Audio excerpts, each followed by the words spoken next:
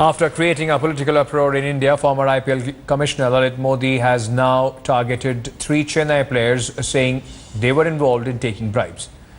The controversial former chairman alleged that 3 international players had taken bribes from an ICC noted bookie.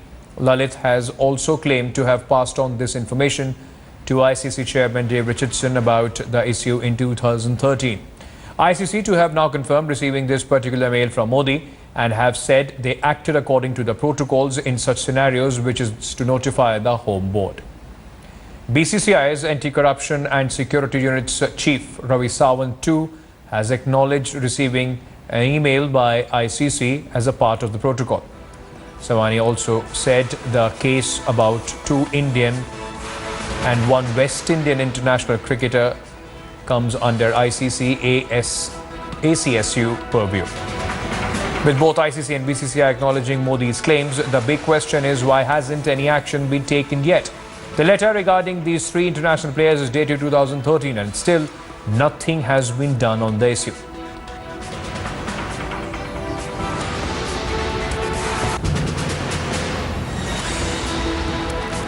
Let me quickly cut across to Boria Majumdar, consulting sports editor, India Today, joining us live from London. My colleague Shivani is also joining us on the phone line for more on this, and also Mr. Mustafa Kamal for perspective as far as this story goes.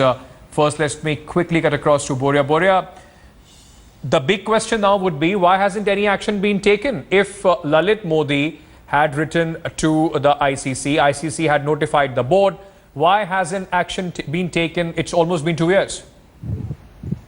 Ankit, the point is, if action has been taken, what kind of action? Because obviously the ACSU is not supposed to sort of reveal the action if due diligence was followed. And if the BCCI was informed and ICC was informed, we need to know if the claims are true or not. Because now that the ICC has acknowledged it and the BCCI has also acknowledged it, it is very important for them to tell us that no, these claims are wrong, these players are in the clear. Because unless that happens, aspersions are being cast on the credibility of particular people who still play for India. Absolutely. Now, these are important members of the Indian cricket fraternity.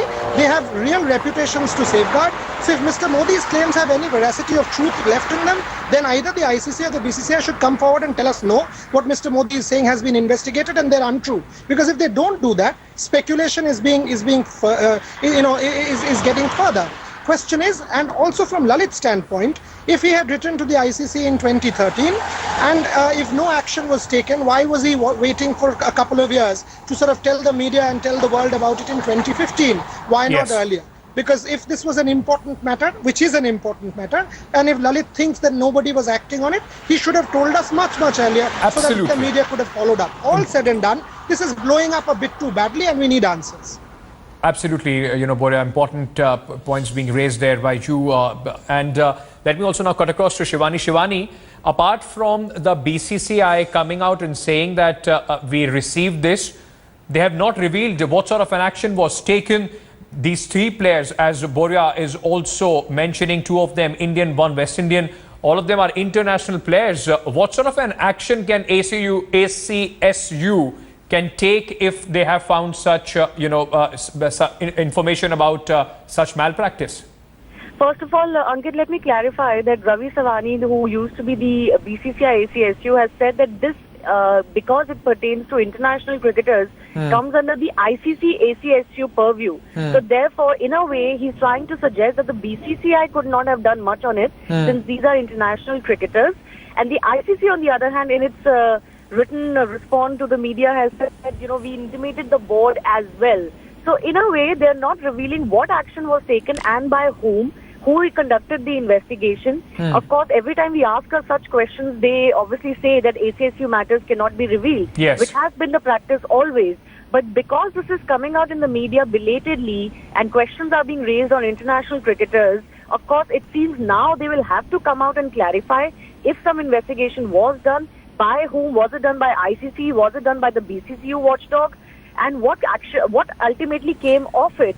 Also, we are hearing just now that the real estate individual mentioned in this email has actually come out and said that such claims by Lalit Modi are defamatory and they're malicious.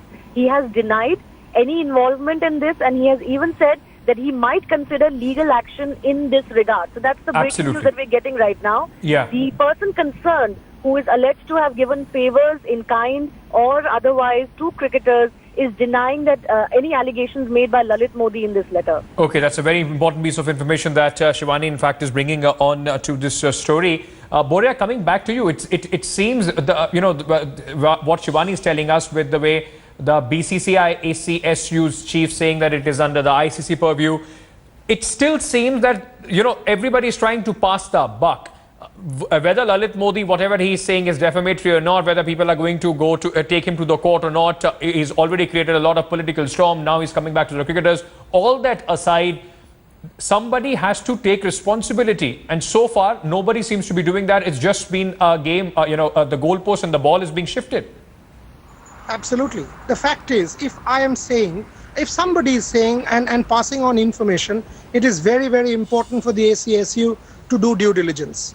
Did something happen or did something not happen? If something did not happen, great, eliminate it. Eliminate the players in question and say that no, they are not at fault at all, so these are false claims. But then the world needs to know, because unless we are told that these are false claims and investigations were done, speculation will remain, aspersions will be cast, doubts will be raised.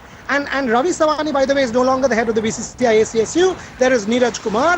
Neeraj Kumar now needs to tell us what will happen, because these are important documents. Does the BCCI possess documents? Yes. Were documents passed on by the ICC to BCCI? If they were passed on, what sort of documents? Dalmia needs to come out and say. He was interim president then. Srinivasan needs to come out and say, because he was president of BCCI at that point in time. Yes. What was done? Was some action taken or not? And I mean by action, investigation. If investigation was conducted, we need to know, because otherwise the game is being maligned, and no way can we let credibility and reputations get tarnished for no reason. Absolutely. Shivani, it also seems that there is a larger politics of BCCI that is being played. Lalit Modi, of course, we know has been on loggerheads as far as the Srinivasan camp and the BCCI establishment is concerned. How does the BCCI now is going forward to tackle this, almost a daily basis of Lalit Modi bombing? Very important point, Ankit, because, much has changed within the BCCI since this.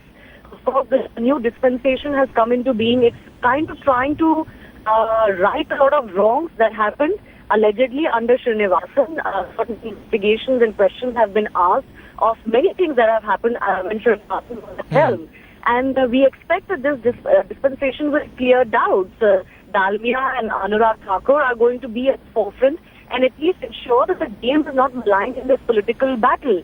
I will also like to add here that Lalit Modi, almost a year ago, had joined us, when the IPL spot fixing saga was at its peak. Yes. In the Supreme Court. He had joined us on a show and even alleged that he has proof that there is match fixing happening in the Champions Trophy, and he said that he will reveal documents or proof at the appropriate time. That hasn't happened now. Now one wonders whether he had alerted the ICC about it, like this case in 2013. So, many skeletons could come out of the BCCI closet, and the fact that there is a new dispensation could actually make things clearer now, because Srinivasan doesn't wield that kind of power in the board anymore. As Boria mentioned, there is a new BCCI ACSU chief also in Neeraj Kumar. So obviously there will be pressure on them to make sure that there are no cricketers that get caught in this crossfire. I should also mention that some of these names that are floating around, all right, there were 16 names, 16 individuals that were named in the Mudgal panel report as well. We actually still don't know what happened of the cricketers, the 9 cricketers in that report out of the 13 individuals. Absolutely. And these could be overlapping names.